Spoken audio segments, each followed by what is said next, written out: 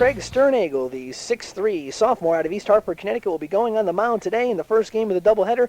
He stands with a record of 2 wins and 3 losses, an ERA of 4.11. That is the best out of all the starters on the Husky staff. In 54 and 2/3 innings, he has allowed 46 hits, 25 earned runs. He has walked 47. He's had a lot of control problems and struck out 33. He's also pitched 1 shutout, has started 8 games, and right now Sterney going on the mound for the Huskies.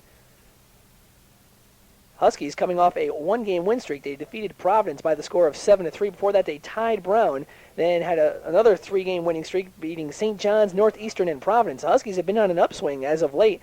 They are 10-7-2 up north, and it's above 500. Below on the southern trip, they were 3-7. So they're trying to get up to 500 for the whole year.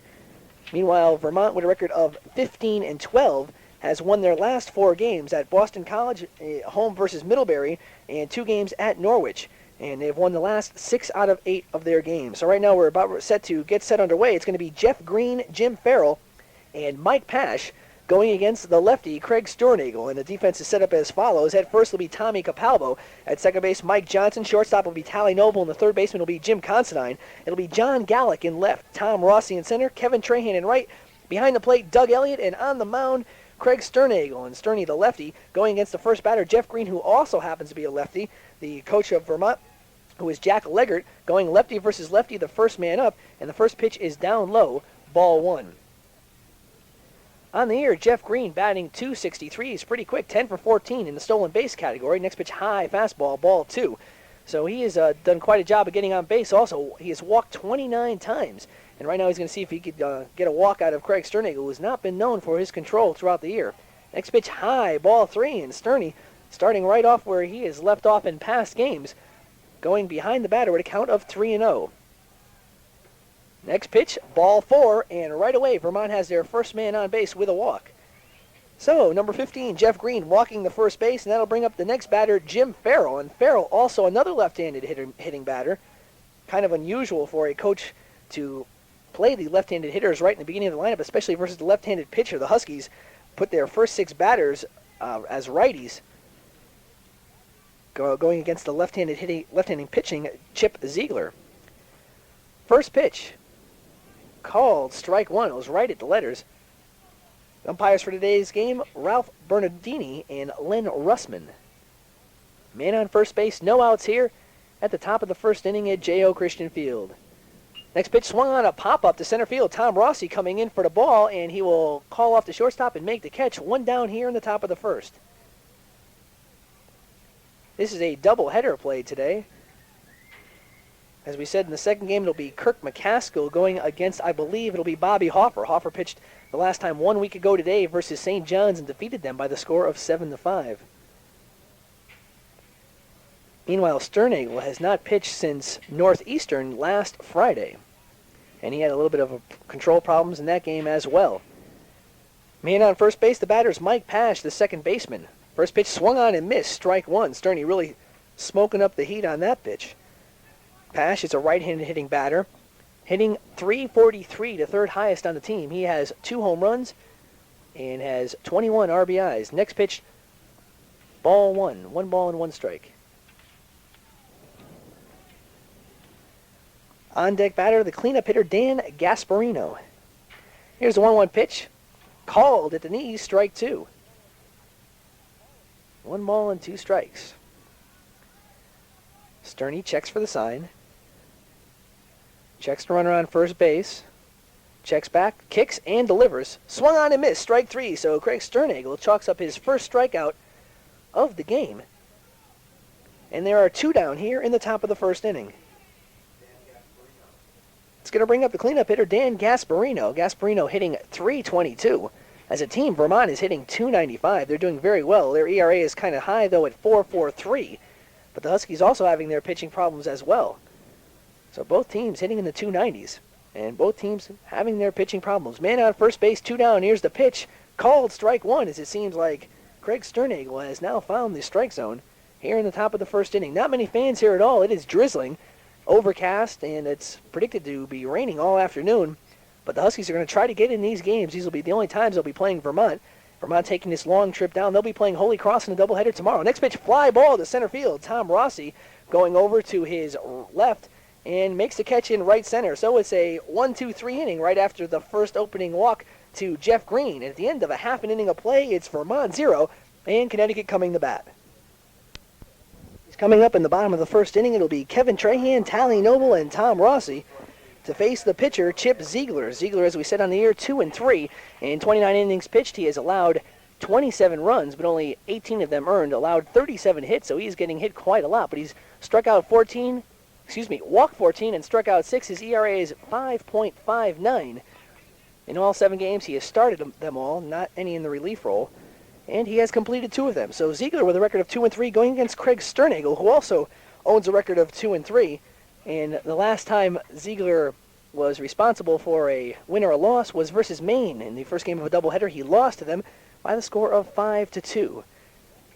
We'll go over Vermont's record when we have a little bit of time later in the ball game. They've played Rhode Island, Providence, Massachusetts, Maine, Boston College, Eastern Connecticut, and they've had a little swing down south to play Virginia, Virginia Commonwealth, and James Madison. And we'll tell you how they did against all those teams when we have some time. It'll be Kevin Trahan, the leadoff hitter, the right-handed hitter. Trahan, the senior out of Moosup, Connecticut, batting .300, 33 for 110, no home runs, and 14 RBIs. But the main thing about Trahan is his speed. He has walked 11 times and gotten on base, and he is 9 for 10 in the stolen base category. First pitch to Trahan, low, ball 1. The Vermont defense goes like this. Bob Boucher at first, Mike Pash at second, the shortstop Eddie Sheehan, and third baseman Jeff Green. Next pitch called strike. And left will be Jim Farrell, the center fielder TJ Valley, and the right fielder Bill Courier. The catchers Dan Gasparino, and on the mound Chip Ziegler. Low, ball 2. The count goes up to 2 balls and 1 strike. It's still raining here a little bit at J.O. Christian, the sprinkling, and it's almost like the Northeastern game of last Friday, where it constantly rained. Called strike 2, and Trahan took an extra close look at that one, but he really didn't believe it. It was on the outside corner. The count is evened at 2 balls and 2 strikes. Here's the pitch, a high curveball way out of the strike zone. Count is rolled to full count, 3-2.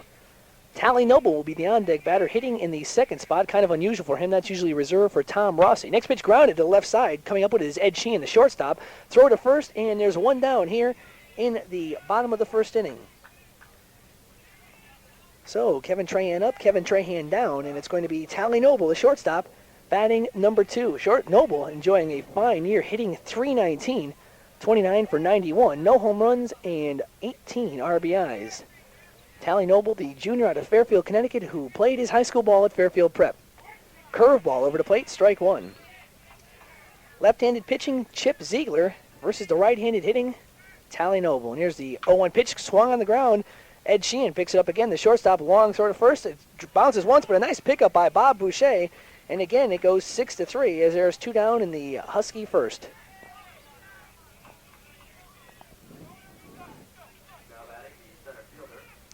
Between the next inning, we'll go over last night's Major League scores. So we will not be going back to the station. We'll try to keep you up on all the Major League scores in baseball, basketball, and hockey. A lot of playoff actions last night. Tom Rossi strolls up to the plate. The first pitch to him is low, ball 1. Rossi on the year hitting the highest of all the Huskies, 356, 26 for 73, and he is a fast one too, 11 for 13. Next pitch fouled off over the visitors' dugout. The count is 1-1. Rossi was batting number 2 most of the year, but is now knocking in more runs than usual, is down to the number 3 spot where he put some of that power to work, knocking in some runs. Next pitch ground to the left side to third baseman Jeff Green up with it.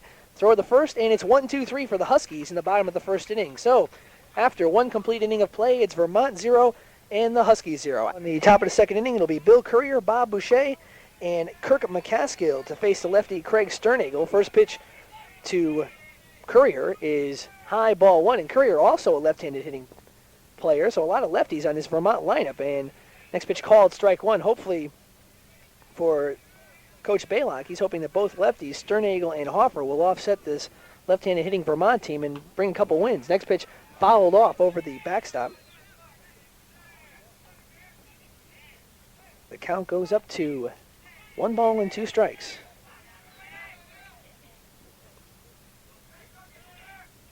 1-2 pitch in the dirt, 2-2. And I'd like to remind you of some of our upcoming broadcasts this Thursday, April 30th, the Huskies versus Holy Cross at Worcester, Massachusetts. That game starting at 2:55, and this weekend the doubleheader versus Maine on May 2nd. Call, swung on and missed, strike 3, and Bill Courier goes down swinging for the second strikeout for Craig Sternagel. So, one away here in the top of the second inning.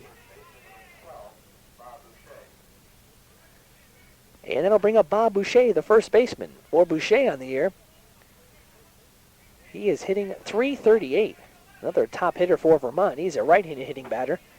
Made a nice play in last inning off the ground ball from Tally Noble, scooping it up out of the dirt. First pitch called, strike 1. Boucher having a few words with the home plate umpire. 0-1 pitch, high. 1 ball and 1 strike. Huskies playing straight away. The wind playing tricks, blowing in then blowing out, so there's no real advantage to the hitters. 1-1 pitch, swung on. It's a line drive over Tally Noble, a base hit for the first baseman, Bob Boucher. Tom Rossi picks up the ball, throws it in. Boucher rounds first and holds. So with 1 down, the Vermont Catamounts come up with their first hit of the game. A single to center field by Bob Boucher. So there's 1 down. Kirk McCaskill, the designated hitter, the man slated to pitch the second game, now strolls up to the plate. McCaskill on the year, hitting .392, 1 home run, 11 RBIs, 20 for 51. He is hitting the ball very, very well here.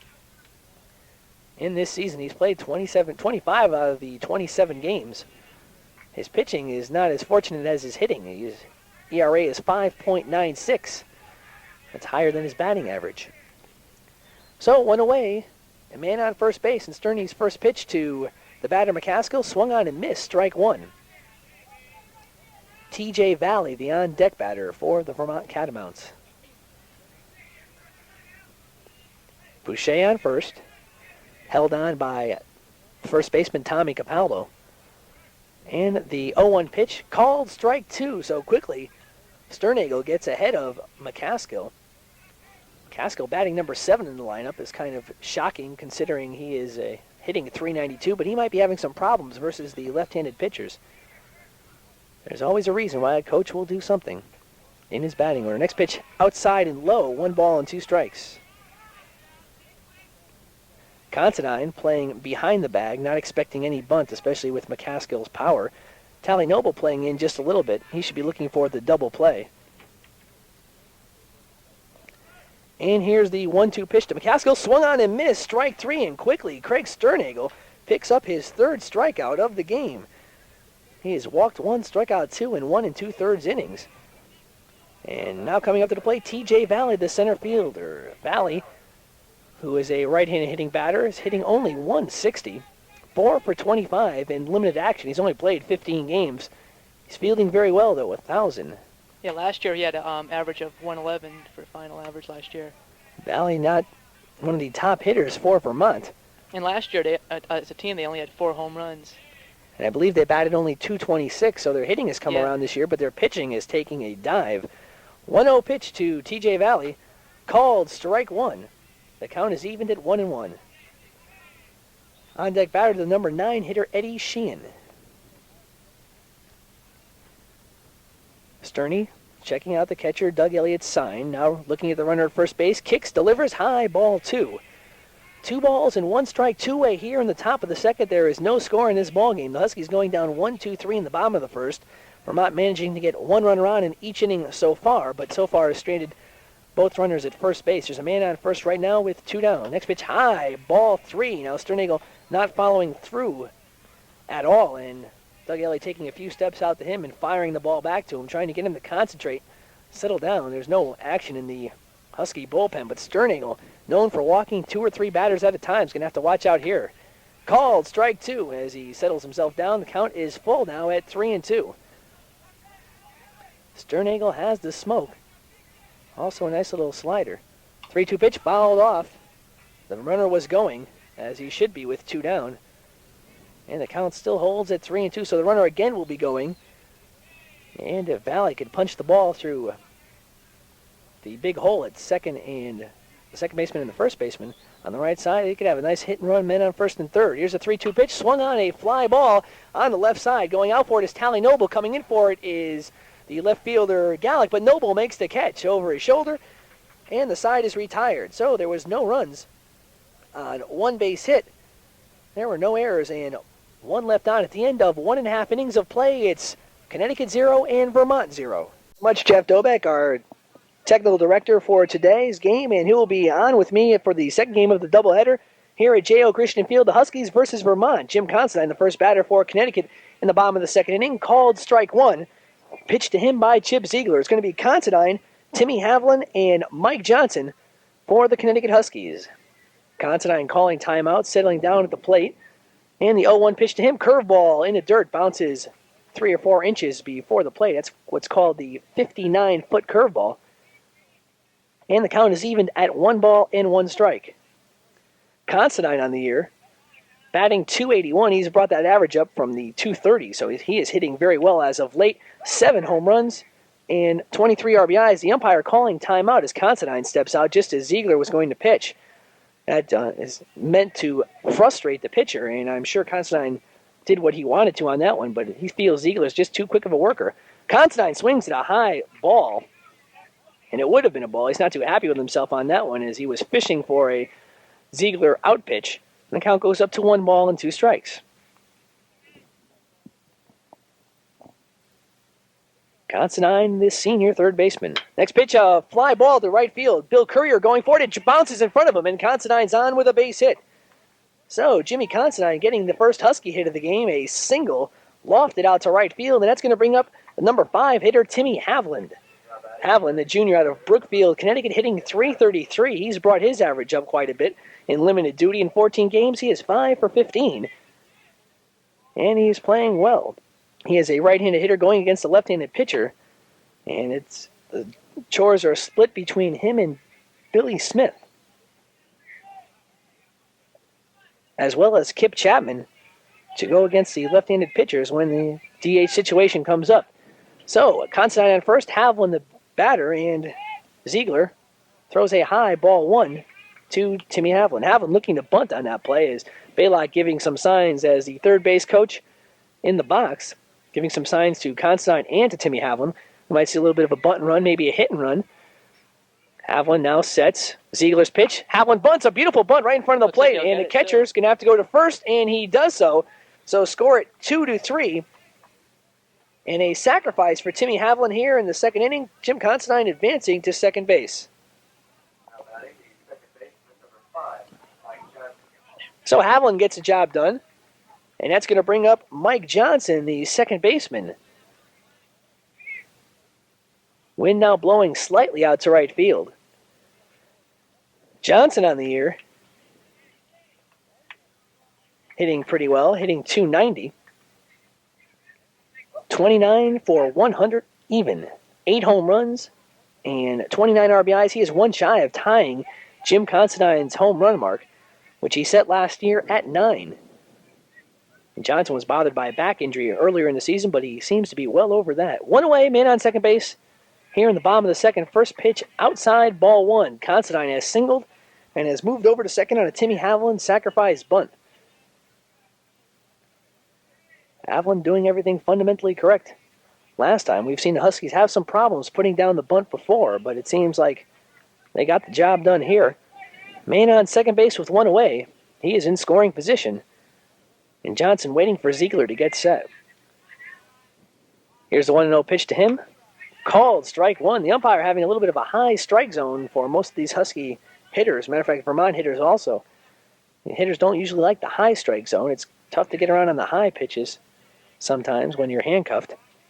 1-1 pitch. Swung on a deep fly ball to left field. Going back, Jim Farrell. That's going. Goodbye. He has tied the record for Jim Considine for homers in a single season. Mike Johnson with his 9th home run of the year, a 2-run shot over the left field fence, and the Huskies have taken a 2-0 lead, and every Husky out to congratulate Mike Johnson as he has given the Huskies a nice lead here in the bottom of the second. Yeah, Harold, as soon as he hit that, it just looked like it was going to go. That was a shot you knew was going to go out of the park. Johnson with his 9th. Considine congratulating him. They said a little bit earlier in the year there was no hard feelings between either of them. For the record, whoever goes out and gets it, that's the job done. Hey, it's good for the team, and both of those players are team ball players. Huskies with a 2-0 lead here in the bottom of the second inning. Tommy Capalbo, the batter. First pitch to him popped up over the Connecticut side, and out of play, the count 0-1. For Mike Johnson, he now has 31 RBIs on the year, and he is leading the club in that category as well. Having a tremendous year. Senior from Vernon, Connecticut. The 0-1 pitch, curveball outside and low, ball 1. Capalbo, the first left-handed hitting player Chip Ziegler's had to face. And the count goes to 2-1 with the outside fastball.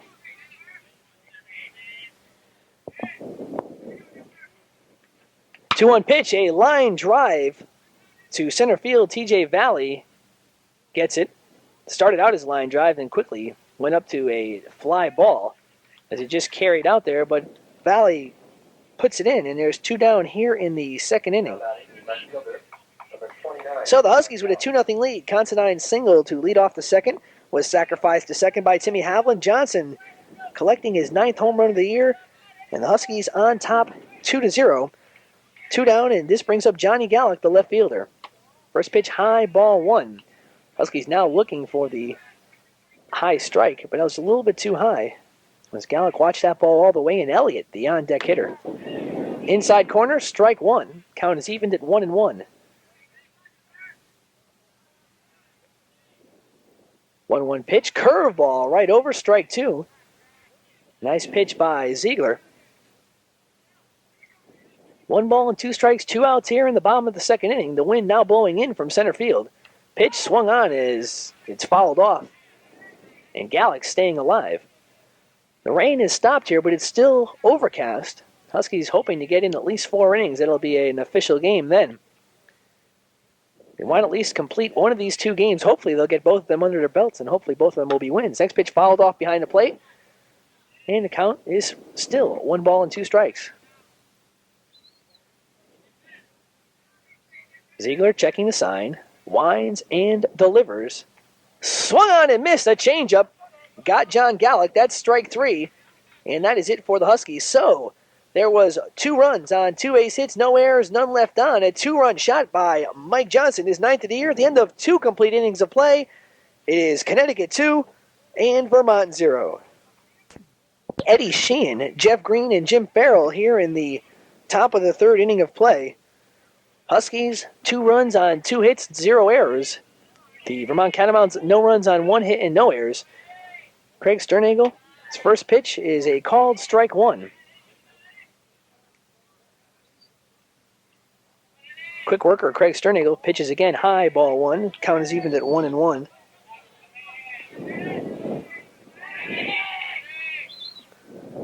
1-1 pitch swung on, a line shot to left center field. Going over for it is John Gallick, and he quickly gets there and makes the catch. 1 down here in the top of the 3rd. That's going to bring up Jeff Green. Green walked his first time up, the only walk administered by Craig Sternagel. Green on the year, hitting .263 with 3 home runs and 15 RBIs. And a few extra base hits. Fielding average of .857 at the 3rd base spot. He's a left-handed hitter. And the first pitch to him, outside, ball 1. Green is a sophomore out of Essex Junction, Vermont. Standing at 5'11", 175. Fouled out and away and out of play. Count is 1-1. Yeah, he led last year with an average of .317, the team. The 1-1 pitch. Called strike 2 as Sterney keeping the ball down low, trying to find the plate. And the 1-2 pitch, high, ball 2. Sterney thought he had it, considering the umpire has been calling a lot of high strikes, and there's a little bit of warm-up in the Vermont bullpen. We'll try to get those numbers for you in the names of the ball players. Here's the 2-2 pitch. Low and outside, ball 3. 3 balls and 2 strikes.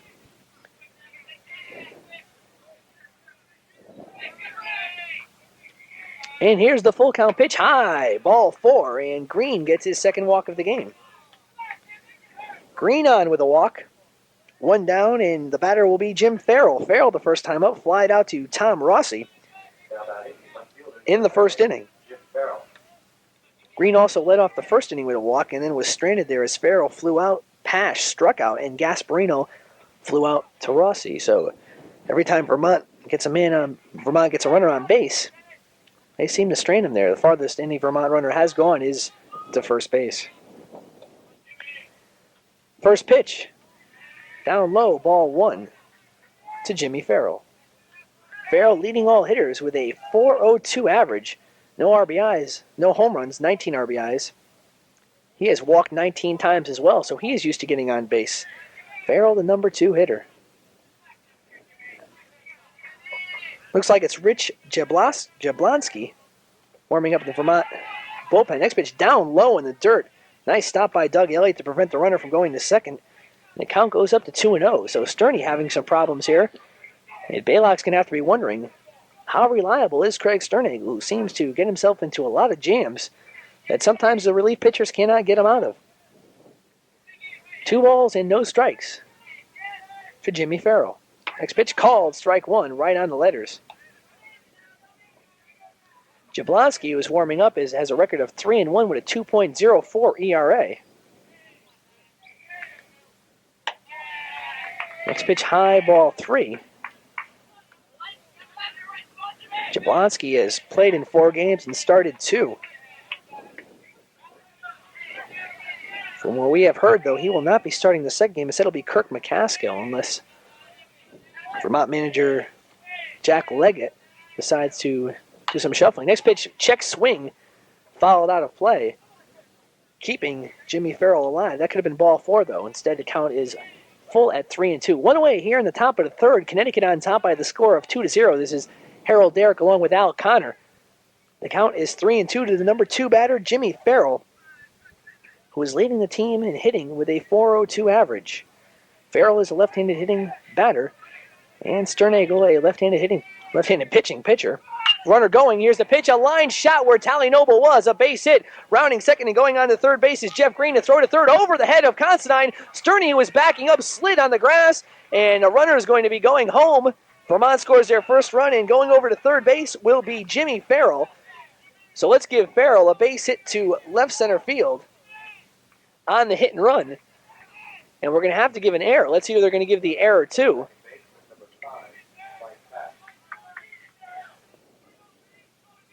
And they're going to give the error to the left fielder Tom Rossi for overthrowing Jimmy Considine, allowing the run to score. So 1 run has scored here in the top of the third. Green walked, hit and run. Jimmy Farrell lined a shot where Noble wasn't. 1 run coming in, and Tom Rossi overthrowing third baseman Jimmy Considine. Sternagel slipping on the play, allowing 1 runner to score. Runner on third. Next pitch to Mike Pash, a line shot in the center field. 1 run is score on a base hit, and Pash will round first and hold as Vermont has quickly tied up this game 2-2. So quickly, Craig Sternagel, who was in complete control of this game, has given up back-to-back base hits to Jimmy Farrell and Mike Pash. And the game is now tied at 2 apiece. That'll bring up Danny Gasparino, the cleanup hitter who flew out in the first inning. Gasparino hitting .322.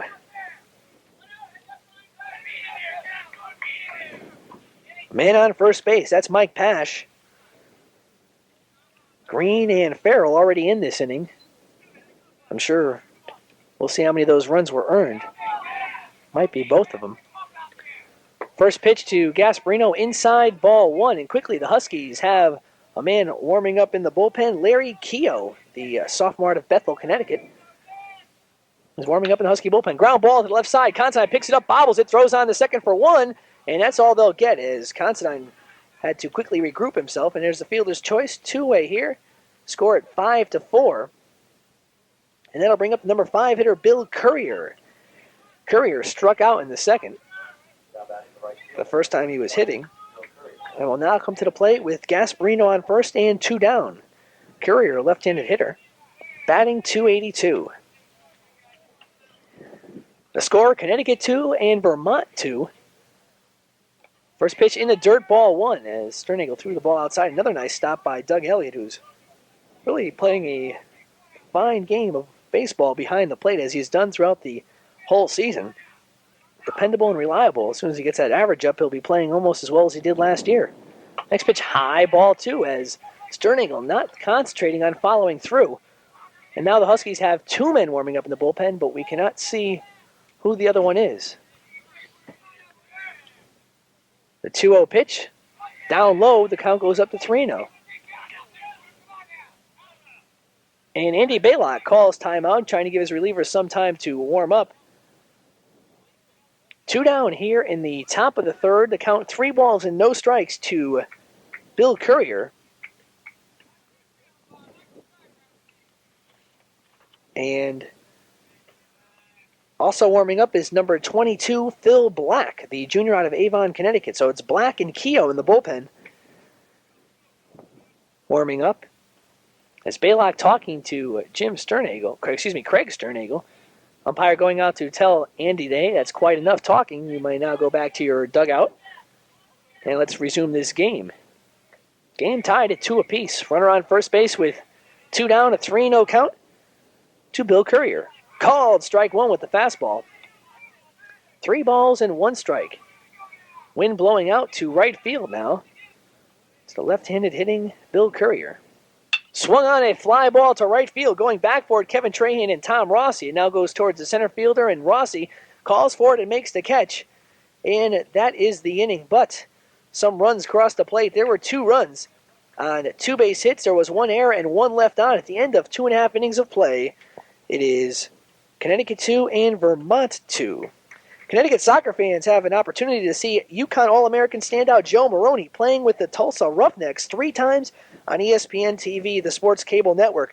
Tulsa plays at Chicago this afternoon at 2:30, and the game will be shown live on the cable network. But if you can't see it today, if you're listening to our game or if you're out here today, 2 more broadcasts of the game will follow at 7:30 Saturday night or tonight and at 8 o'clock tomorrow morning. The Roughnecks, with a record of 3 wins and 1 loss, lead the Central Division of the North American Soccer League, while Chicago stands third with a record of 1-1. Yeah, we'll find out Sunday winner of the Philadelphia-Calgary game because they'll be playing, and whoever wins that will play Minnesota.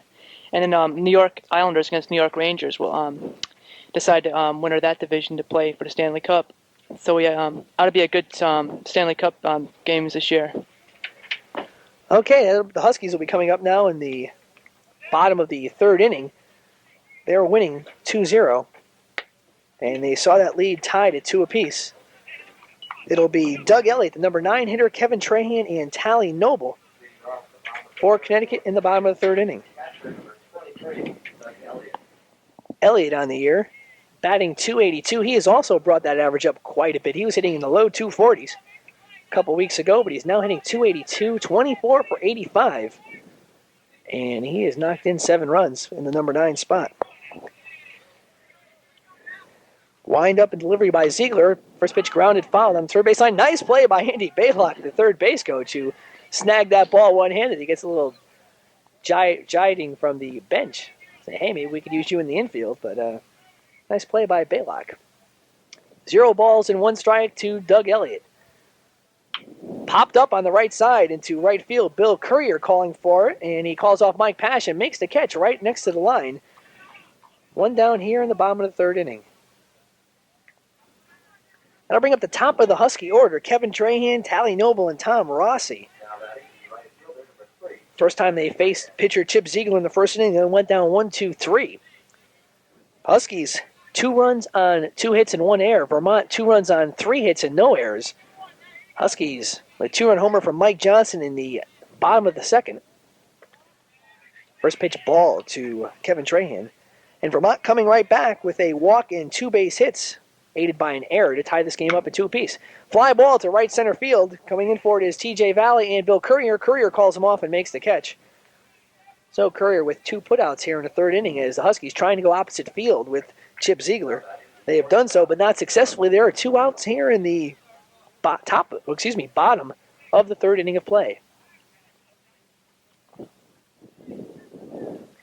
Tally Noble, the number 2 hitter, who grounded out to the shortstop Ed Sheehan his first time up, now steps up to the plate.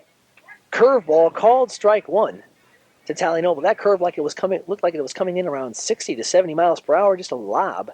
Next pitch, a 59-foot curveball as it bounces in front of the plate. Count is evened at 1 strike. On deck hitter is Tom Rossi as Vermont continues to warm up a couple ball players in the bullpen. Next pitch fouled off. Count goes up to 1-2.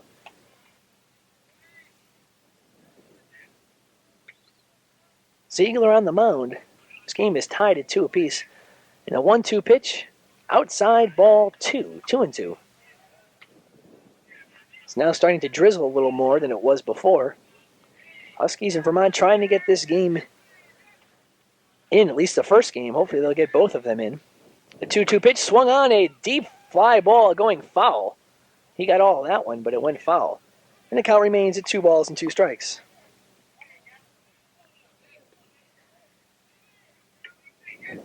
The 2-2 pitch, outside ball 3 as Noble really took a careful look at that one. That was another slow curveball, and he got to watch quite a bit. Count goes full with two-way here in the bottom of the third. Next pitch grounded, foul, right past the third baseman. Count remains at 3-2. Noble keeping himself alive here in the bottom of the third inning. Can the Huskies get anything? That's the question. 3-2 pitch, line into left field. That's a base hit. But no, it's going to be foul.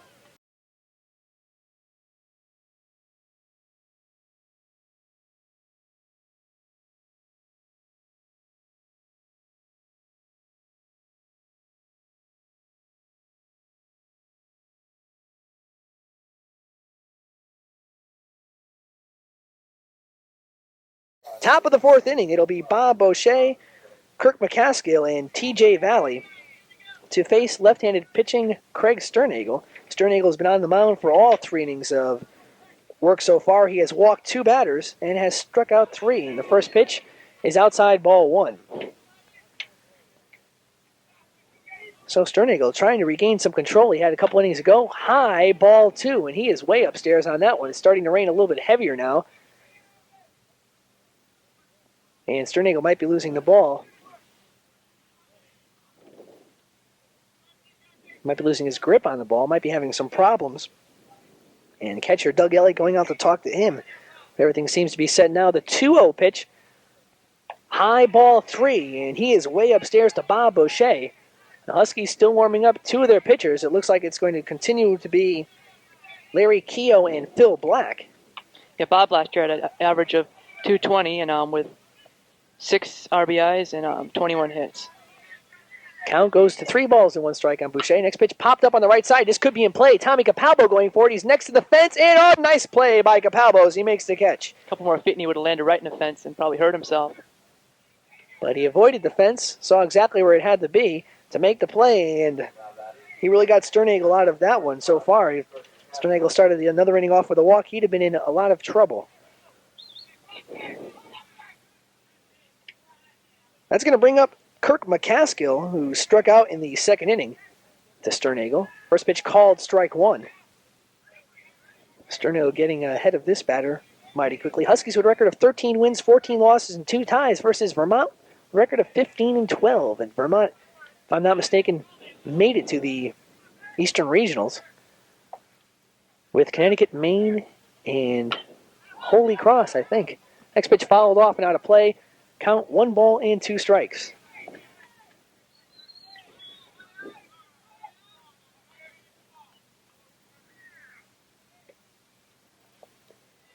One ball, 2 strikes, 1 away here in the top of the fourth inning. It's Connecticut 2 and Vermont 2. Next pitch outside ball 2, so a lot of 2s here. 2 balls, 2 strikes. Connecticut 2 runs on 2 base hits, 1 error. Vermont 2 runs on 3 hits and no errors. 2-2 pitch swung on another foul ball. This will definitely go out of play. Doug Elliott racing for it, but it's quite a distance from the fence. And the count stays at 2-2.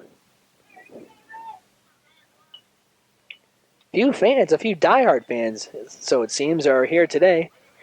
About 20 or 30, matter of fact, with their umbrellas and their rain gear. 2-2 pitch to McCaskill, high ball 3, and the count goes full. T.J. Valley will be the on-deck hitter for Vermont. 3-2 pitch, swung on, a pop-up right behind home plate. Doug Elliott going for it. If the rain doesn't get in his eyes, he might have a chance at it, and he makes the play. Good play by Doug Elliott, and 2 up, 2 men following out. 1 to the first baseman, Tommy Capalbo. This one to Doug Elliott. That'll bring up T.J. Valley, the number 8 hitter in the lineup. Valley popped out to Tally Noble his first time up. He is hitting 160, and as Al Connor said a little bit earlier, hit 111 last year. Not one of your top hitters on the ball club, just a very good fielder who you could put in there to make sure he's going to make all the plays in the outfield. Valley's first pitch, ball 1 by Craig Sterneagle. Wind now blowing out to right field quite steadily. Called strike 1, the count 1 ball and 1 strike. We're at J.O. Christian Field where it's raining, but the game is still continuing to be played. Harold Darak along with Al Connor. Next pitch, a fly ball to center field. Going back for it is Tom Rossi. Back, but he'll be there to make enough room to make the catch. And there's 3 away. No runs on no base hits, no errors, and none left at the end of 3.5 innings of play. The score, Vermont 2 and Connecticut 2. First game so far, we are deadlocked at 2 apiece. Connecticut 2 runs on 2 hits and 1 error. Vermont 2 runs on 3 hits and 0 errors. For Connecticut, in the bottom of the 4th, it'll be the 4, 5, and 6 hitters. The men responsible for all the runs back in the 2nd, Jim Constantine, Tim Haviland, and Mike Johnson. First time up, Jim Constantine single to right field. He just pushed that ball very nicely from over the plate right into the right field area for a base hit. He went with the pitch and was scored the first of the first of the 2 Husky runs. Constantine steps into the plate. He raised his average from the beginning to 80. That first pitch is a fly ball out to left field, and corralling it mighty easily is Jim Farrell. 1 away on 1 pitch here in the bottom of the 4th.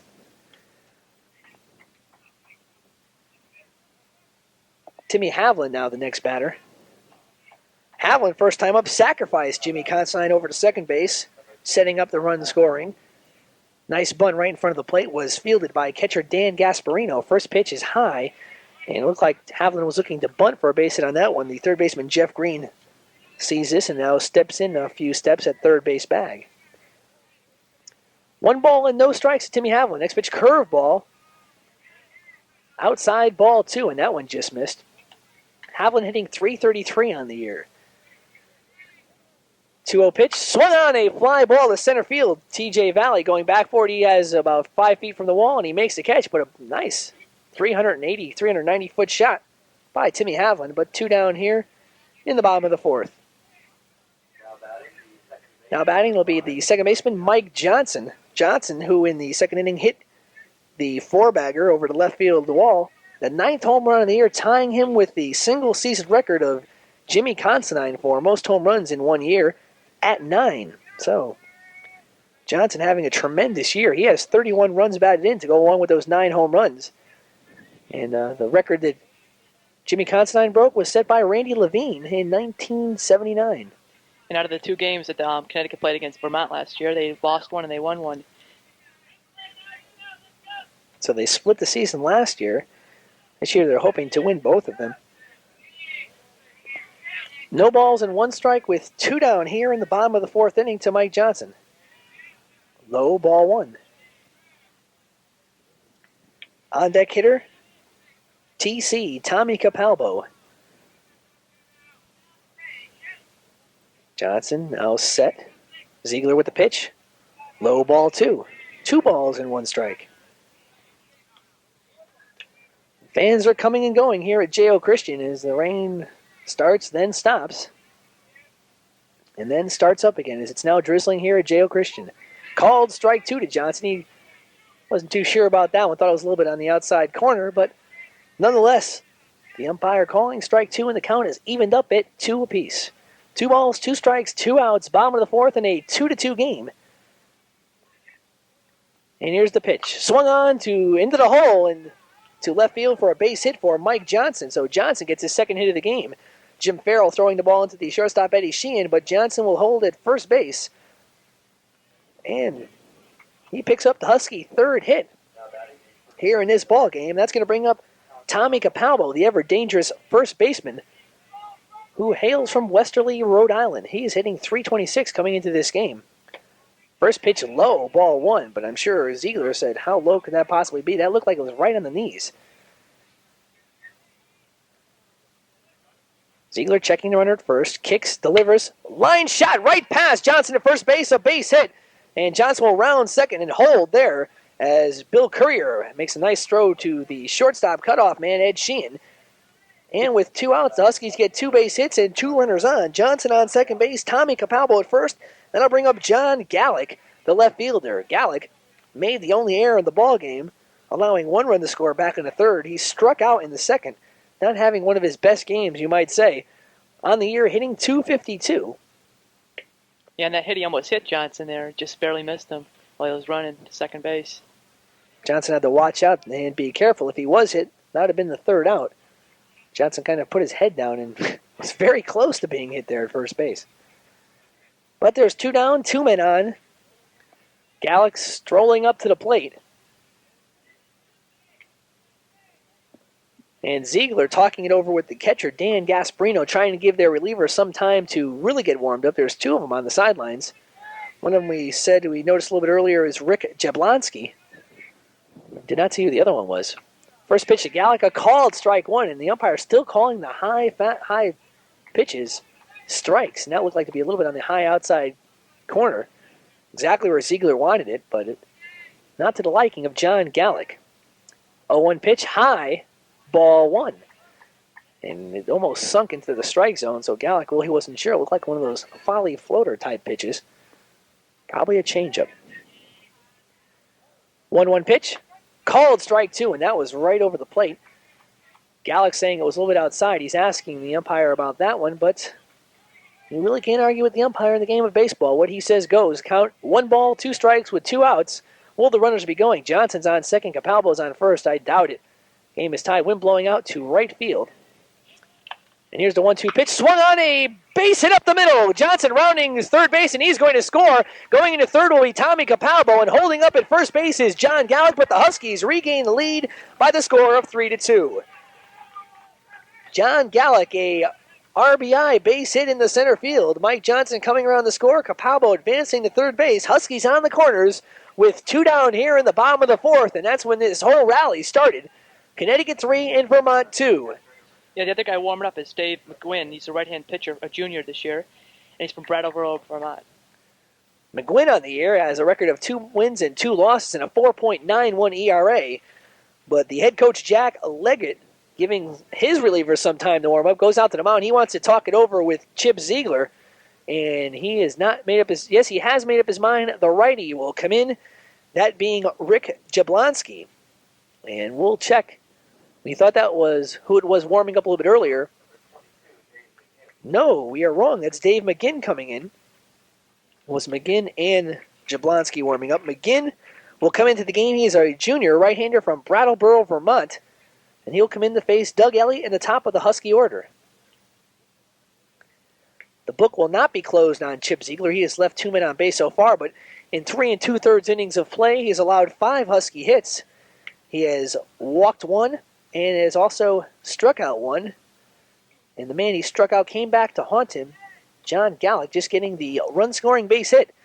He has allowed so far 3 earned runs, and he's responsible for the 2 that are on the base paths right now. On third base will be Tom Capalbo, and on first will be John Gallick. So the Huskies on the corners.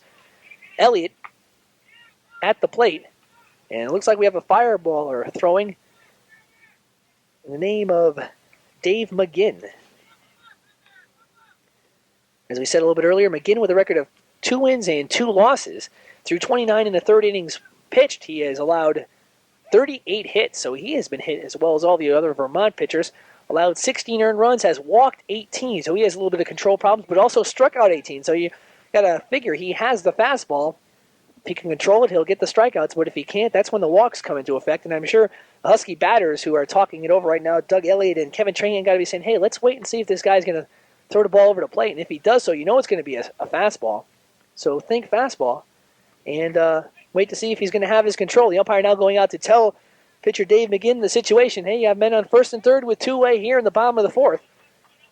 And if you have just joined us, Harold Darak along with Al Connor at J.O. Christian Field. It's Connecticut 3 and Vermont 2 as the Huskies with 2-way have gotten back-to-back base hits from Mike Johnson, Tom Capalbo, and John Gallick.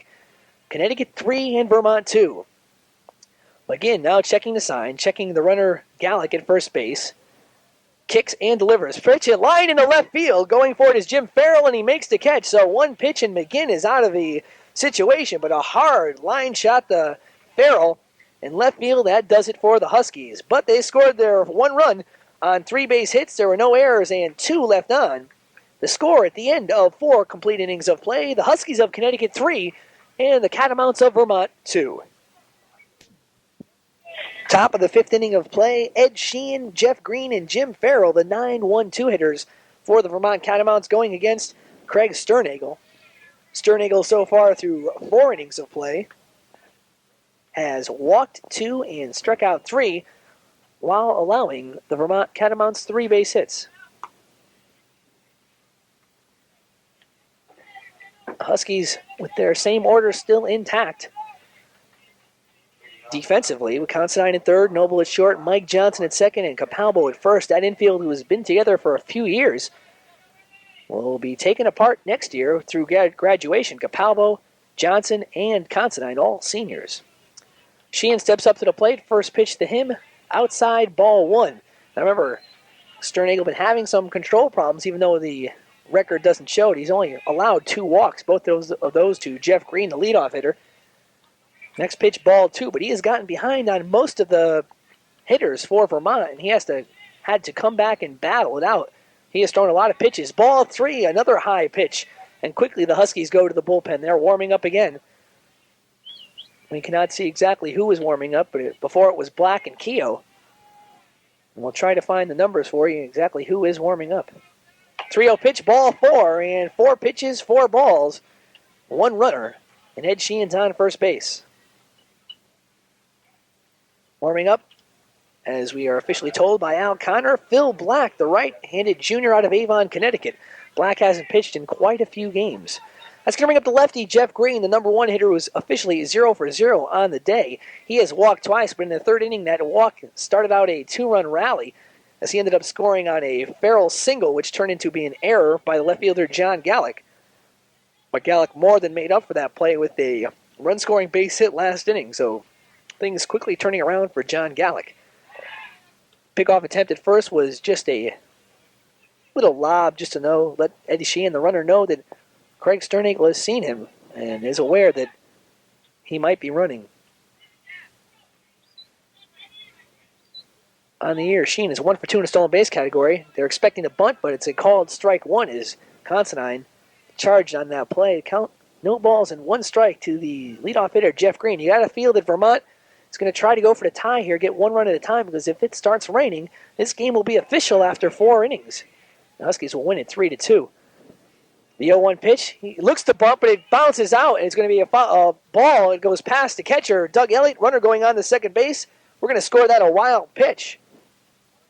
And so Jeff Green has a strike called on him on that play. It looked like it was going to be a ball, but they said his bat was over the plate, and the count goes to no balls and 2 strikes. And Green now will not have to bunt after all, considering the wild pitch did the chore that Green was trying to do, advanced to runner on the second base. Swung on and missed, strike 3, so Sternagel uses the heat to pick up strikeout number 4 on the game. 1 away here in the 5th. That's going to bring up the number 2 hitter, Jim Farrell. Farrell, last inning, smashed a base hit, a hit-and-run single in the left field, which John Gallic played on to third. He threw it over the head of the third baseman, Jimmy Considine. Sternagel slipped on the play, allowing 1 runner to score, and Farrell ended up on third base. So Farrell, 1 for 2 on the game. He flied out to the center fielder in the 1st inning. First pitch, a called strike 1. Sternagel taking a little bit off that pitch and ending up getting it right over the plate. 0 balls and 1 strike with 1 away here in the top of the 5th inning. Curveball, strike 2. And quickly he gets ahead of the second batter in a row, 0-2. So when Sternagel has that control, he is a very, very good pitcher. But when he doesn't have that control, you're going to have to look out. A lot of runners could be on base. Next pitch outside, a little bit of a waste pitch, 1 ball and 2 strikes.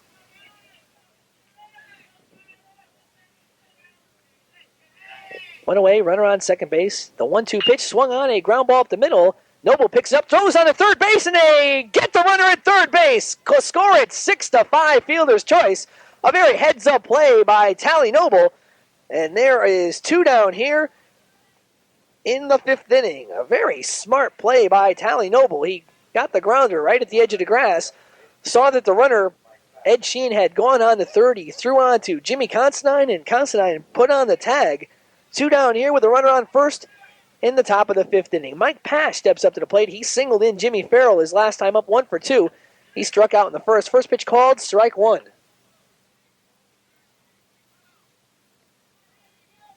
Sternagel now regaining his control, and with that play, might have taken him out of a very tough run-scoring situation. Ground ball up the first base line going foul, almost hitting their first base coach. And quickly, Sternagel up 0-2 on the second baseman, Mike Pash. Pash came into this game hitting .343. 2 home runs and 21 RBIs. As a team, Vermont has already stroked 14 home runs. They have allowed 19, though. Tomorrow, a doubleheader starting at 1 o'clock for Vermont. Next pitch, runner's going. Ball on the throw on to second base, and they get him! Oh, my Lord, a beautiful peg by Doug Elliott as he fires on to Mike Johnson, score it 2-4, and the Huskies get out of a potentially tough inning. 1-2-3 after all. There were no runs on no base hits, no errors, and none left on. The score at the end of 4.5 innings of play, Connecticut 3 and Vermont 2.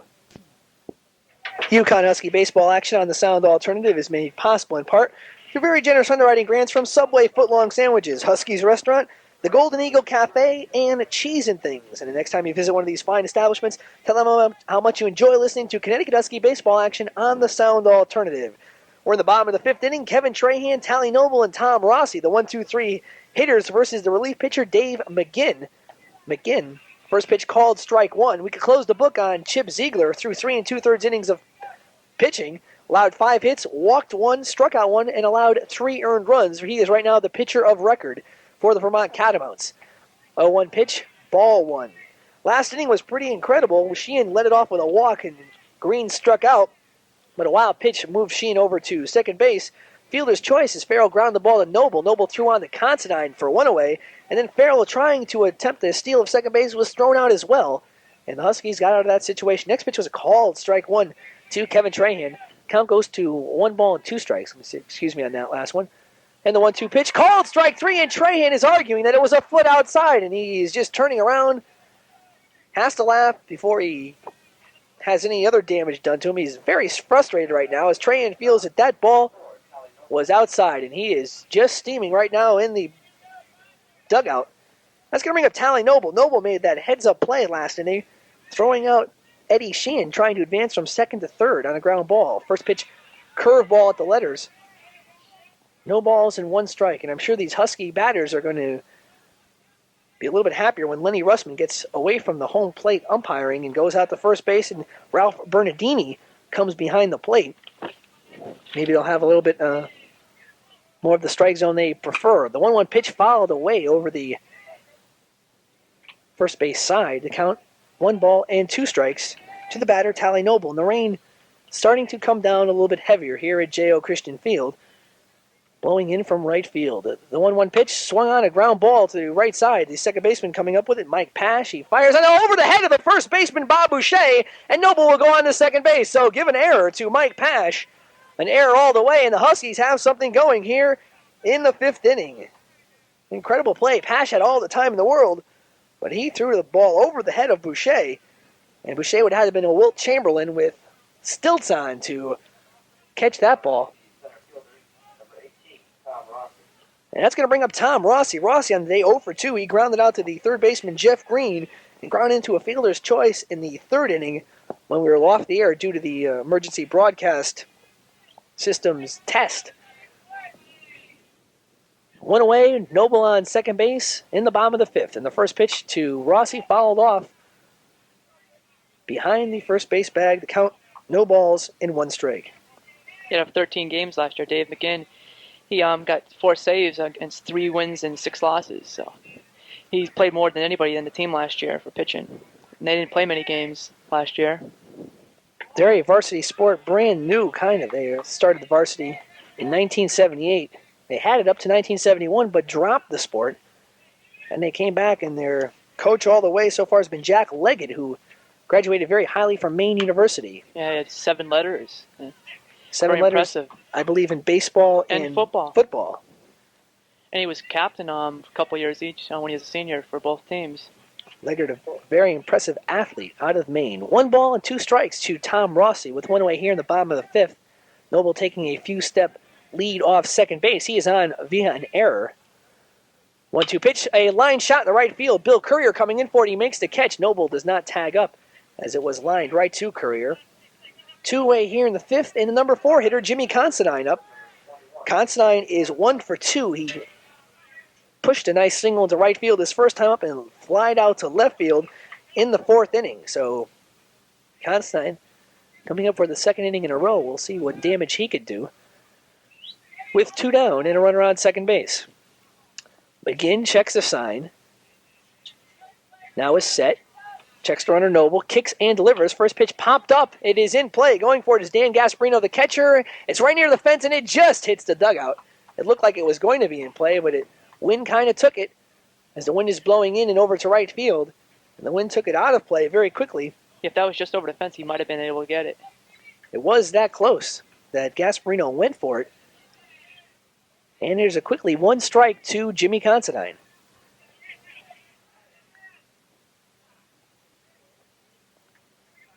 Two away here in the bottom of the 5th. 0-1 pitch, and a base hit to the right side. And they're going to send Tally Noble around third base. Noble trying to score to throw from Bill Courier right to the catcher, and he had him tagged out, but Noble kicked the ball away, and the runner will score. Considine going on to second base, and they're going to have to give an error to the catcher, who had Noble tagged out all the way. But Noble kicked the ball out and away from the catcher, Dan Gasparino, and the Huskies have a 4-2 lead. Yeah, that's just a case of keeping the ball when you have it. And he would have had the out.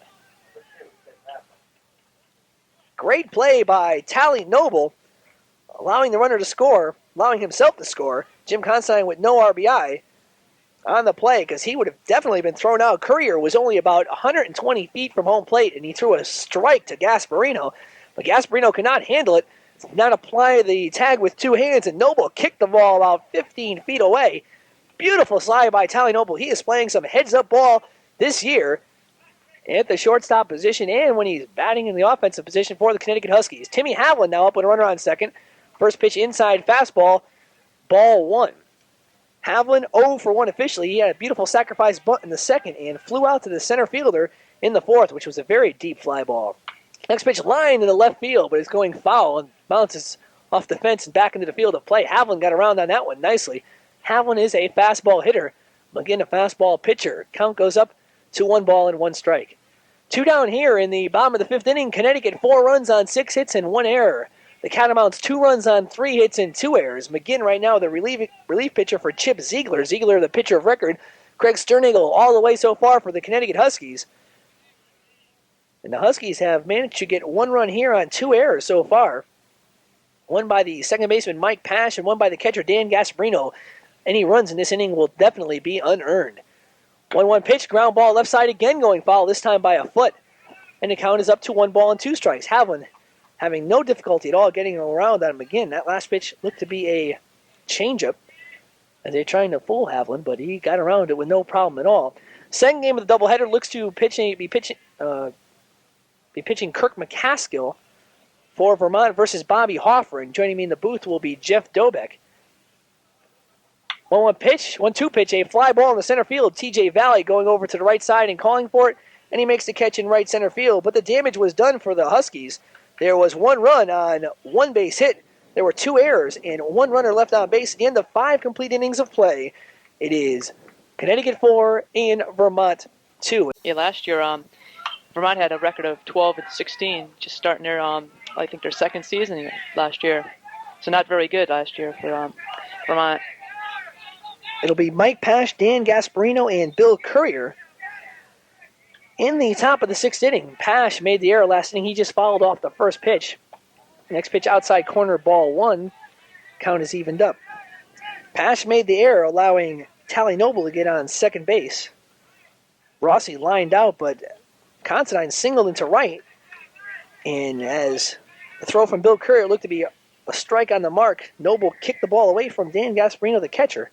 And that scored the 4th Husky run. Next pitch called strike 2. 1 ball and 2 strike. Next pitch flied out to center field. And going over for it is Tom Rossi. He has a beat on it and makes the catch. They still got Keo and Black warming up, so still bullpen action going on. Huskies not going to really trust Craig Sternagel, as he has been known to take what looked to be a sure win and throw into the hands of defeat by his wildness. That's what happened versus Brown. He was winning 6. I believe he was winning 6-1. Even if they do win this game, they'll still probably need the pitchers for next game, so that's could be another reason they're warming up over there. 1 ball so far to Dan Gasparino. Gasparino 0 for 2. He flied to center and hit into a fielder's choice. Called strike 1. Count up to 1 ball and 1 strike. Harold Darak along with Al Connor here at J.O. Christian Field. About 30 fans on hand. It's cool and it has been raining. And we're playing northeastern baseball weather. It's just starting to get a little windy now. A little windy on top of it. Ball 2 now to Gasparino. 2-1 pitch. Ground ball to Noble. He takes it on 1 hop. Long throw to first, and there's the play. 6-3 in the scorebook. Tally Noble to Tommy Capalbo, and there's 2 up and 2 down quickly in the top half of the 6th inning for the Vermont Catamounts. Bill Courier, the right fielder, 0 for 2 so far. Struck out in the 2nd, flied out in the 3rd. On the air, Courier hitting .282. He's coming into this game. It dropped a little bit. We'll say he's about .275. Sternagel takes a sign, winds, kicks, and delivers. Low and outside, ball 1, but at least he's following through. He's getting the ball down low. The wind now blowing in steadily from center field. Any ball that's up in the air will probably stay up in the air. And here's a fly ball to the right side. Tommy Capalbo going out for it, coming in for it. Kevin Trahan. Trahan calls everybody off and makes the catch. As Mike Johnson even got in on the act, but a nice play by Trahan as he made sure he had that ball all the way. Yelled out to the infielders, "I have it." And he did end up making the catch. 1-2-3 in the 6th inning. And so at the end of 5.5 innings of play, it's Connecticut 4 and Vermont 2. Connor at J.O. Christian Field. The Huskies in the bottom of the 6th inning will send up to the plate Mike Johnson, Tom Capalbo, and John Gallick to face relief pitcher Dan McGinn. McGinn has now pitched 1 1/3 innings of play. Struck out 1, walked 0, allowed 1 run, but that was not earned. Mike Johnson, 2 for 2 on the day so far versus Chip Ziegler. He homered back in the 2nd, a 2-run shot, and he scored the 3rd run, the go-ahead run in the 4th, as he singled. Was later brought in by a John Gallick base hit. So the first pitch of Johnson, he tries to bunt to get on base, a ground ball on the left side, and it just rolls foul. Scooped out by Dan Gasparino, but Johnson thinking about trying to get on base any way he can. Normally a power hitter, he had the third baseman Jeff Green back a little deeper than normal, and he tried to bunt it right down the line. If it went fair, he might have had a shot at it. But Johnson now trotting back from first base. On deck, it's Tommy Capalbo and then John Gallick. Mike Johnson crediting his better hitting with his contact lenses. He has played in the past with glasses, but has switched over for contacts, and he says he can see the ball much better. He sees it all the way from the pitcher's arm instead of right in front of the plate as he did last year. Next pitch, line shot in left field. He's 3 for 3 today. The third base hit for Mike Johnson. Johnson rounds first base. The throw coming into the second base bag, holding it Johnson to first with his 3rd single. So Johnson with 3 out of the 7 hits for the Connecticut Huskies. Huskies with 4 runs on 7 hits and 1 error. Vermont, 2 runs on 3 hits and 2 errors. McGinn now going from the stretch position. He was started in the windup, but they called timeout as McGinn forgot that he had a man on base. Now Baylock calling over Tommy Capalbo to talk to him, as they're going to discuss some hitting strategy. Maybe they're going to try a little hit and run action, maybe a bunt. Nonetheless, Jeff Green taking a few steps on the infield grass at the third base spot, and holding on Johnson at first base, Bob Boucher. Infield playing at double play depth here in the bottom of the 6th inning. No outs, and Capalbo up. Pitch grounded to the second baseman, Mike Pash. He throws over the shortstop, Sheehan, for 1. The throw on the first, not in time. So score at a fielder's choice. 4-6 in your book. And the Huskies still have a runner on first base, this time with 1 down, as John Gallick comes up to the plate. Gallick 1 for 2. He struck out in the 2nd. and then singled in the go-ahead run in the fourth to center field. 1 for 2 on the day. Gallic has the only Husky error. Yeah, go ahead. Over next field, it seemed like they got a lacrosse game going on. Not too popular at UConn, but still played. Lacrosse team 0-10 so far, having their problems here in the Northeast. The other day got shellacked 27-4. They're home white on today, so good luck to them. 1-0 pitch to John Gallic. Called strike at the knees. This umpire, Len Russman, has a very big strike zone. He is the pitcher's type umpire. Yeah, Boston at Baltimore now. Kansas City at Milwaukee should be getting underway just about now, so that looks like it rained out. Fouled up. 1 ball and 2 strikes. What other games are there for today? Well, they're starting a little later on. We got Toronto at New York starting about 2, and Texas at Cleveland about the same time. Chicago's playing at Detroit, and all about the same time. And later on tonight, Oakland will be playing at Seattle, going for their 16th win, hopefully. They started out very, very tough. 15 wins in their first 16 games. Their only loss coming to Seattle last weekend after they broke the Major League record for consecutive wins since opening day. Yeah, I was reading if they the next 2 weeks if they keep it up, they'll just be hard to catch. It'll be very hard to catch. 2 balls and 2 strikes. Next pitch is outside to John Gallic. Royals are starting off slow as well as every other team in the West, and the A's just really eating everybody up. 15-1. It's a very tough record. Because of Billy Martin. He's what he did with the Yankees now, he's doing it again with Oakland. Swung on and missed, strike 3, and the Huskies have 2 down in the bottom of the 6th. And the number 9 hitter coming up to the plate, Doug Elliott. Elliott 0 for 2. He flied out to Courier in right field in the 3rd and lined out to Jimmy Farrell in the 4th. Elliott was the first hitter to go up against Dave McGinn. Run 1 Husky on at first. It's Tom Capalbo. 2 away, and the pitch to Elliott outside. Also getting underway right now is Cincinnati at Houston. A little later on, all the other games will be getting underway. 1 ball and no strikes to Elliott, who is a fastball hitter. There's a pitch swung on and missed. Strike 1. If he would have connected it with that one out, it'd probably been gone. Probably been in. Over nice shot. Elliott has been swinging a very good bat as of late. 2 outs, 1 ball and 1 strike. Capalbo on first. Wine kicks, swung on and missed. Strike 2 as Elliott was fooled by a changeup. And leadoff hitter will be on deck, Kevin Trahan. Trahan's been having a little bit of problems with the umpiring. He's not like many of the calls. 1 ball and 2 strikes with 2 down in the bottom of the 6th. And here's the pitch. Swung on, ground ball left side, just going foul. Just shy of Jeff Green's glove. And the count remains at 1 ball and 2 strikes. A lot of notables in the press box. Larry Pansiera, Joe Soltis, Sports Information Director, Dave Krzyzewski from the Connecticut Daily Campus, as well as Jeff Hood, both co-editors, co-sports editors. Next pitch, high, ball 2. We'd like to congratulate them. We'll be working with them next year. Jeff Hood and Dave Krzyzewski, Connecticut Daily Campus.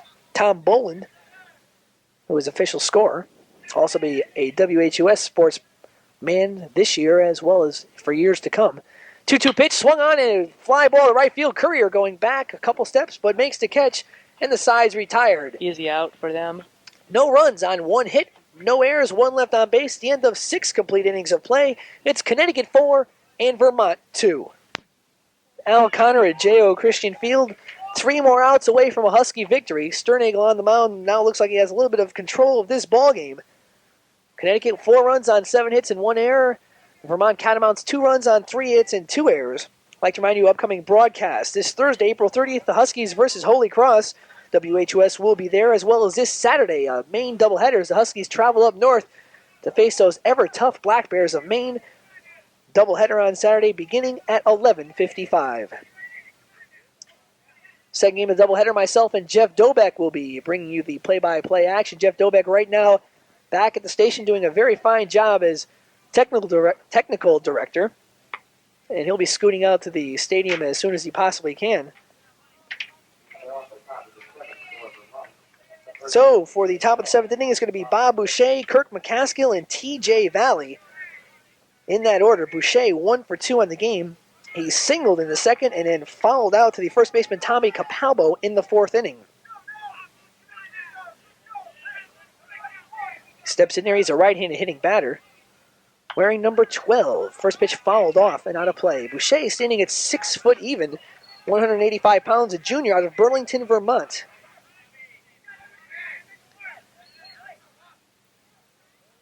Sternagle's second pitch, down low, 1 ball and 1 strike. But Sternagle keeping the ball down low. Huskies now with the warm-up action in the bullpen just in case. Larry Keogh has been keeping warm this whole game. Pop up on the left side, and calling for it is Jimmy Considine. He will have not enough room to make the catch. It's going to go into the stands. And the count goes up to 1 ball and 2 strikes. Huskies 3 outs away from a victory.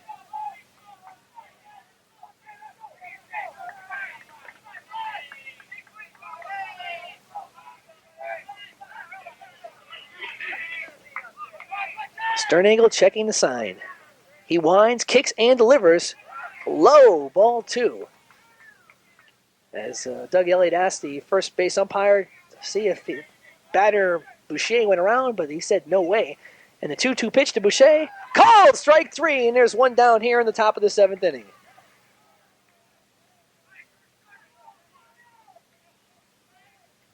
The 5th strikeout by Craig Sternagle, coupled with a couple of walks. He's pitching a fine ball game, and it could be a complete game victory. Right now his record is 2-3.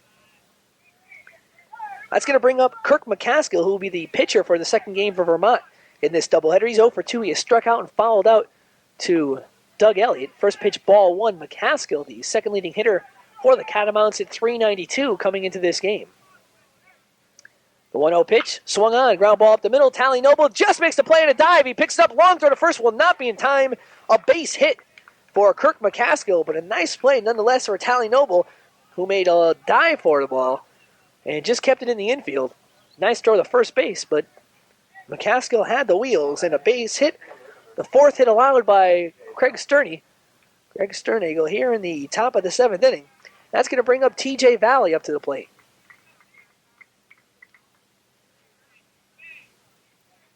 We're not sure between games if we're going to go back to the station for music or not. Depends on how fast they want to start up this second game. And they're going to send up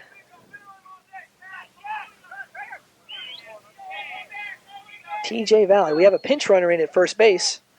We did not notice number, but there is a pinch runner into the game for Vermont.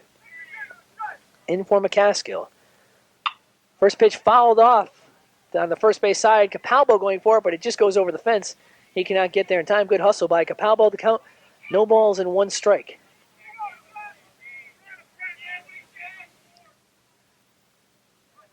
Valley up at the plate. Pinch runner for McCaskill at first. Here in the top of the 7th inning, Connecticut holding a 4-2 lead. The tying run at the plate. Swung on and missed. No balls and 2 strikes.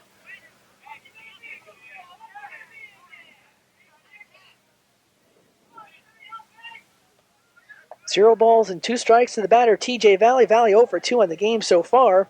He came in this game hitting 160, but this is the type of hitter that can beat you when you're not expecting it. So Sternagle going to have to bear down on the center fielder.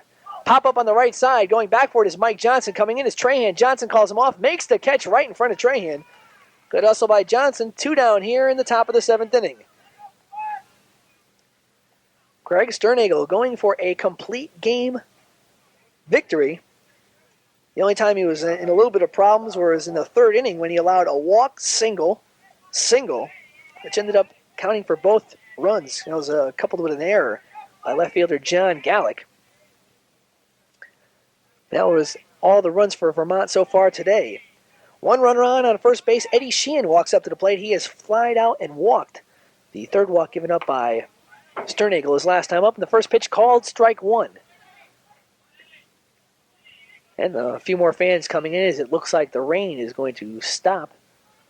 Ground ball to the left side. This could be it. Tally Noble scoops it up, throws on the second, and this one belongs to the Huskies. Fielder's choice, score at 6-4, and Connecticut gets Vermont pretty much out of the inning without any problems. No runs on 1 base hit. There were no errors and 1 left on. The final score, the Connecticut Huskies 4 and Vermont 2. We'll be back to wrap it up right after this. Final score, the Connecticut Huskies, 4 runs on 7 hits and 1 error. They left on 5. The Vermont Catamounts, 2 runs on 4 base hits. There were 2 errors and 4 left on base. Huskies with a record now up to the 500 mark, 14 wins, 14 losses, and 2 ties. That's 11-7-2 up north. And Vermont dropping to 15-3. The Huskies started it all off in the bottom of the second inning. Jimmy Considine, with the leadoff hitter, smashed a base hit into right field, and he was on, and Timmy Howland, the next batter, came up, sacrificed him on beautifully to second base. So there's a man on second base who went away. Mike Johnson came up and deposited the ball over the left field wall, making the score Connecticut 2 and Vermont 0. But the Catamounts came right back in the third inning with 1 down. The leadoff hitter, Jeff Green, walked. He was then Jimmy Farrell came up to the plate on a hit-and-run pitch. He slammed a single in the left field. Jeff Green going on to third, but John Gallick's throw to third baseman Jimmy Considine went over everything, allowing Green to score and Jim Farrell to go on to third base with 1 away. Mike Pash, next hitter, bashed a hit into left field, and it tied the game up at 2 apiece. The next Husky run came in the fourth inning with 2 down. Mike Johnson singled in the left field, his second base hit of the game. He went 3 for 3 overall. Tommy Capalbo then smacked a base hit in the right field, putting men on first and second, and John Gallick, who struck out earlier versus the pitcher Chip Ziegler, got a base hit into center field. It would turn out to be the game-winning base hit, a single allowing Mike Johnson to score. The Huskies took the lead 3-2, but the Huskies did not stop there. They added an insurance run in the fifth inning with 1 down. Tally Noble grounded the ball to Mike Pash, the second baseman, who threw it over everything at first, allowing Tally to go on to second base. And Rossi came up, lined a shot into right field. He was out, 2 down. And then Jimmy Considine smacked a base hit to the right fielder, Bill Courier. Tally Noble trying to score from third base would have been cut down, but Dan Gasparino lost the ball as Noble kicked it away from his glove, allowing him to score, giving Gasparino an error and allowing the Huskies to win it 4-2. The winning pitcher, Craig Sternagel, brought his record up to 3 wins and 3 losses in 7 innings pitched. He allowed 4 hits, walked 2, struck out 5, and had 2 earned runs. We believe they're 2 earned runs. We'd have to check on that to make sure. And for the losing pitcher, it was Chip Ziegler. Ziegler's record goes down to 2 wins and 4 losses. He pitched 3 2/3 innings of play, allowed 5 hits, walked 1, struck out 1, and allowed 3 earned runs. He was relieved by Dan McGinn, who allowed 1 unearned run. Once again, the final score in his first game of a doubleheader, the Connecticut Huskies 4 and the Vermont Catamounts 2. Thanks for listening to the first part of the doubleheader here on WHUS Storrs, Connecticut. Our next baseball game will be following the music played by Al Connor when the Huskies take on the same Vermont Catamounts in the second game of a doubleheader, which will see Bob Hoffer go against Kirk McCaskill on the mound. Connecticut baseball action on the Sound Alternative is made possible in part through generous underwriting grants from Subway Footlong Sandwiches, Huskies Restaurant, the Golden Eagle Cafe, and Cheese and Things. Our technical director for game number 1, who will be our announcer for game number 2, is Jeff Dobek. And our field engineer has been Kim Darak. So for Jeff and Al, this is Harold Darak saying so long from J.O. Christian Field. Connecticut Baseball is a WHUS Sports presentation. UConn athletics covered completely, extensively, and exclusively on WHUS Storrs, the Sound Alternative.